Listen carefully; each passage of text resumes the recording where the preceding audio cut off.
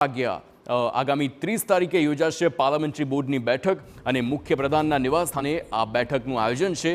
જાહેર થયેલી ચૂંટણી અંગે ઉમેદવારના નામની જાહેરાત થાય તેવી ચર્ચા અને પાર્લામેન્ટરી ઉમેદવારના નામ પર વાગશે આખરી મહોર।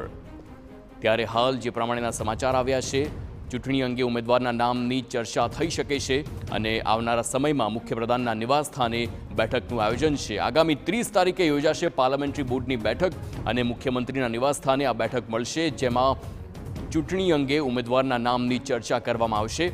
પાર્લામેન્ટરીમાં ઉમેદવારના નામ પર હવે આખરી મહોર પણ આ બેઠકમાં લાગશે।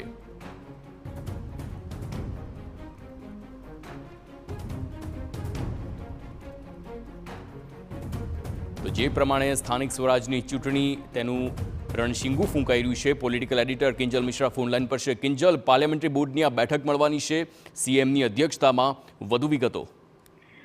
સ્થાનિક સ્વરાજની ચૂંટણીમાં નગરપાલિકા, તાલુકા પંચાયત અને ખાસ કરીને જૂનાગઢ મહાનગરપાલિકા માટેના જે ઉમેદવારોની પસંદગી છે તેને લઈને નિરીક્ષકો આજથી અલગ અલગ જિલ્લાઓના પ્રવાસે છે। પહેલી તારીખ એ કહી શકાય કે ચૂંટણી માટે ઉમેદવારી ફોર્મ ભરવાની અંતિમ દિવસ છે, ત્યારે 30 તારીખે સીએમ નિવાસસ્થાને આ પાર્લામેન્ટરી બોર્ડની બેઠક છે તે બોલાવવામાં આવી છે કે જેમાં મુખ્યપ્રધાન, તેની સાથે જ ભાજપ પ્રદેશ પ્રમુખ સી.આર. પાટીલ અને પાર્લામેન્ટરી બોર્ડના જે સદસ્યો છે તે ઉપસ્થિત રહેશે અને જાતિગત સમીકરણો અને સ્થાનિક સમીકરણોને ધ્યાનમાં રાખી અને જે નામો છે તે નામો પર મહોર મારવામાં આવશે।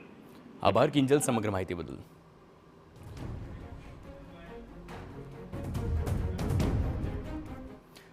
તો રાજ્યના મુખ્ય સચિવ અંગે મહત્વના સમાચાર આવ્યા છે। હવે